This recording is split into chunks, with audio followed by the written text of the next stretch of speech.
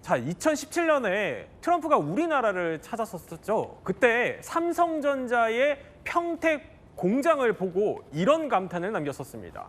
저걸 미국에 지었어야 했다. 자, 그로부터 8년이 지났습니다. 그런데 트럼프가요, 삼성전자 지분을 노리고 있다, 이런 말이 들려옵니다. 아니, 삼성전자 지분을 노린다는 이게 무슨 얘기예요? 이 반도체가 계속해서 쟁점이 되고 있습니다. 이 인텔은 미국 자국 기업이기도 한데 네. 이 반도체 보조금을 지급받는 대신 인텔의 지분을 지금 정부에서 취득하려고 하는 그런 시도가 있다라는 이야기가 나오고 있는데 네. 인텔뿐만 아니라 삼성이라던가 TSMC 등 반도체법 보조금을 받는 글로벌 기업들에 대해서도 보조금을 주는 대신 네. 그만큼의 그 회사의 지분을 취득하려고 한다라는 주장이 지금 나오고 있는 겁니다. 지분을. 그렇죠. 사실 미국은 특히 바이든 행정부 때 예. 보조금 지급과 관련된 부분을 합의를 했는데 이와 관련해서 이것은 너무 한쪽으로 기울어진 협상이었다. 네. 보조금을 그냥 줄 수는 없고 일종의 지분 투자 방식으로 해서 적어도 내가 보조금을 주는 대신 그 회사의 지분을 확보해두겠다라는 그런 구상을 갖고 있는 것으로 보여집니다.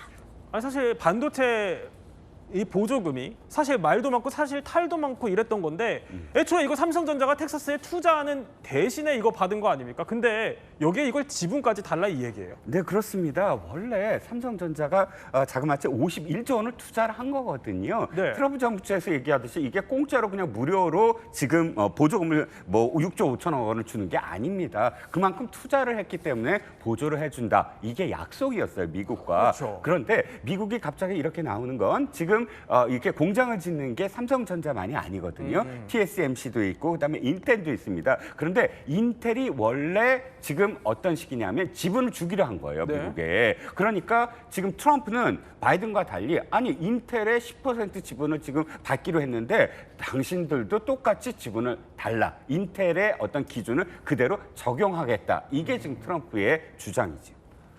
그런데 이 점이 네. 궁금해요, 신지민 변호사. 애초에 그럼 미국 정부가 네. 기업 주식을 가지고 있을 수 있긴 합니까?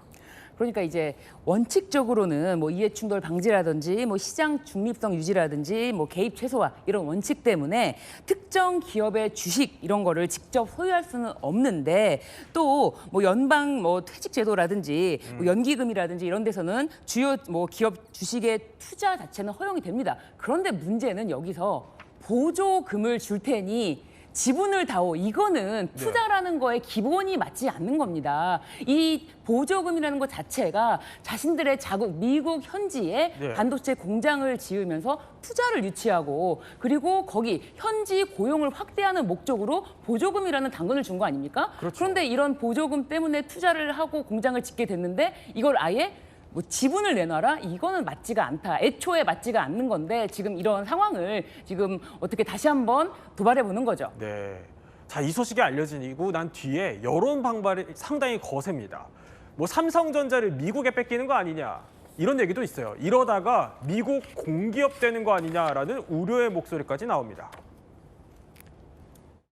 공기업이 된다라고 평가하기는 어렵겠지만 삼성전자 미국 지사의 경우에는 미국 정부의 일정 부분의 소유권과 경영권을 확보하기 때문에 미국 정부가 추진하는 어떤 정책 방향에 부합하는 그런 방향으로 삼성전자의 어떤 생산 공정이 활용될 수는 있겠다.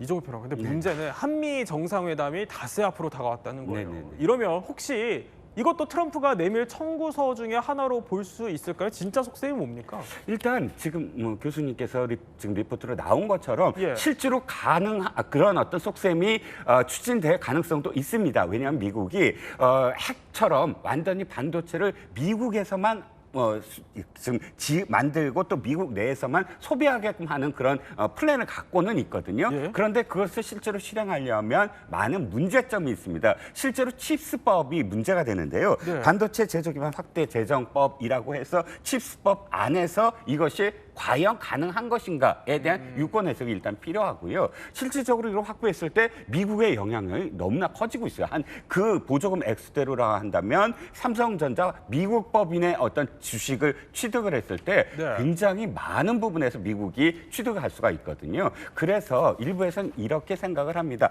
닷새 전에 이걸 갑자기 내민 건 보다 더 큰 걸 갖고 와라라는 시그널이다. 이것을 실질적으로 하려는 것보다는 마스가 조선에서 하는 것처럼 반도체도 크게 한 건을 내놔야만 가능할 것이다라는 지금 비즈니스적인 어떤 전략적 기법이 아니겠느냐라는 시각도 있습니다. 이게 진짜 뭐 트럼프의 협상 압박용 카드인지 아니면 정말로 삼성전자의 지분을 확보하겠다는 건지 우려가 커지는 가운데요. 그런데 코스피가 한 달 만에 장중 3,100선이 붕괴됐어요. 근데 삼성전자는 소폭 상승했다고요? 그렇죠. 코스피가 한 달 만에 장중 3,100선이 붕괴된 것도 삼성전자가 소폭 상승한 것도 미국 영향이다라는 분석이 나오고 있습니다. 네. 그러니까 미국 기술주가 급락을 한 이 여파로 국내 증시가 크게 흔들리면서 코스피가 좀 하락하는 그런 부분을 보이고 있는 것 같고요.